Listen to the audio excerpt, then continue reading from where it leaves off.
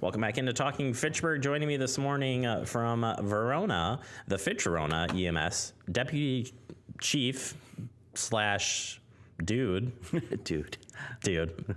I've been called worse. It's Jeff Dostalek. I kid around because I think I've earned his trust. I've earned the circle of trust. Yes. Yes. Good morning. Good morning. How are you doing, sir? I am doing awesome. Thank you. Thank you for coming back and putting up with us. My pleasure. Yet again. It's fun. I want to start off. We started off our show thanking the Public Works this week, but it also is National EMS Awareness Week, Yes.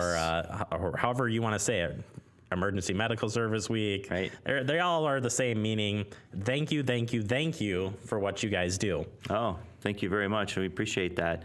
We're very fortunate to have some really dedicated men and women that work for Fitch Verona EMS and emergency services in the Fitchburg, Verona area. I think the fire department has included their EMTs as well, and they're moving to the EMR level. So I want to thank them for their hard work, their dedication, pulling in those extra hours when we need them, and putting their lives on the line. And we'll talk about something in a little bit that is new for us. And every day that we go out there, we're really unsure of what the day is going to bring. So on behalf of Chief Merlin and the commission, Patrick and I want to thank our staff for working really hard, and for the fire department for always having our backs. Yeah, and a side question here. So Dane County EMS responded last year, preliminary data said 44,000 calls in Dane County alone, 44,000. Oh. What are your call volume, were you guys sitting at for last year? So last year we finished up with 2,000, around 2,900 calls for the two ambulances. About 60-40 Verona, 40% Verona, 60% Fitchburg, and a little bit of percentage in there for the town of Verona as well. But we anticipate that we'll be over 3,000 calls this year. We're already 8% over what we were last year at this time, and it doesn't seem to be slowing down. So we're looking for a very busy year again. So it's easy to say that thanking the staff for never sleeping at this point. Correct. That's why you have this week, is they're always out and going, and it's amazing what they can do when they're short on sleep or right. or whatever. We're able to get the calls. So when I wake up in the morning, I'll check the phone just to see what we did on the overnights. And there are the occasional nights where they maybe ran one early on or haven't run anything at night. But that's very rare these days, and they work hard. They average anywhere between 5 and 8 to 10 calls a day per ambulance, and that's incredible at a high level of providing patient care. So they're pretty awesome. Yeah.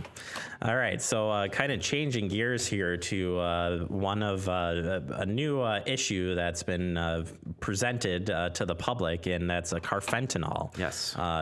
We've heard about it. Kind of really ramped up here in Wisconsin in the last couple of months here.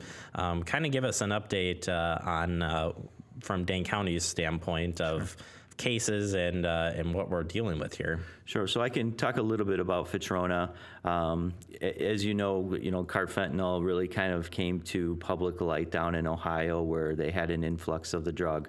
If you don't know much about carfentanil, go to the CDC and look it up. And I think there's another. The Drug Enforcement Agency as well has good information on carfentanil. Carfentanil is a drug that is 100 times more potent than fentanyl, and it's 10,000 times more potent than morphine. It's an animal tranquilizer used by veterinarians to tranquilize elephants. And the thing that concerns us in EMS and emergency services is that it has the same look as like cocaine or heroin.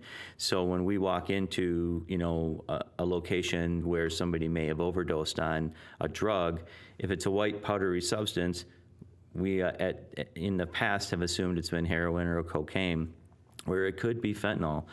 If it's aerolized, it's potent for us. So we have to be careful when we go into those locations that if we suspect that, we're wearing masks, we're wearing gloves, we're wearing goggles, and we should be doing those things anyway, but we know that that doesn't always happen. If you take a look at the potency of carfentanil versus morphine or heroin, 1 granular of carfentanil, such as a grain of rice, is deadly. So if it comes in contact with skin, it's absorbed easily.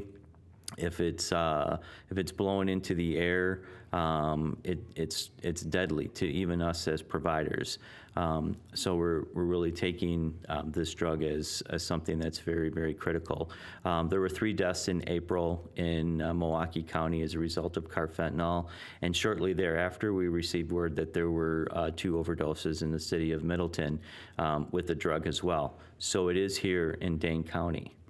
Yeah, and let's talk about some of the symptoms that, so maybe you have that friend who's unresponsive or something. What would they be seeing or presenting with this? So it would look a lot like a heroin overdose. It can be in a pill form, it can be injected, it can be inhaled. So it would have respiratory depression, it would have pale, cool, diaphoretic, and respiratory arrest.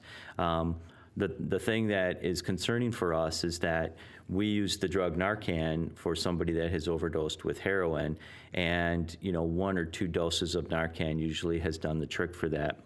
We're finding with carfentanil that it could be way more than that. So we may not have an opportunity to have enough of that on the ambulance. So therefore, we have added additional Narcan to the ambulance. And real quick, Jeff, if you come across somebody that, you're out to eat and somebody says, my friend is passed out in the car, I don't know what they took, what is your suggestion? Definitely dial 911 immediately, just to make sure that their airway is open. And the thing is be really careful around it. So if you suspect that it could be heroin or carfentanil, coming in contact with it on your skin could be deadly to you as well. So yeah, keep an eye out for that. Very serious stuff here, yes, and we'll get another update from you. Hopefully, you don't see any cases here in the district. So again, thank you for everything. Tell the staff thank you, and we'll have you back next month. Awesome, thank you. All right, we got to take a quick break. We'll be right back. It is Talking Fitchburg.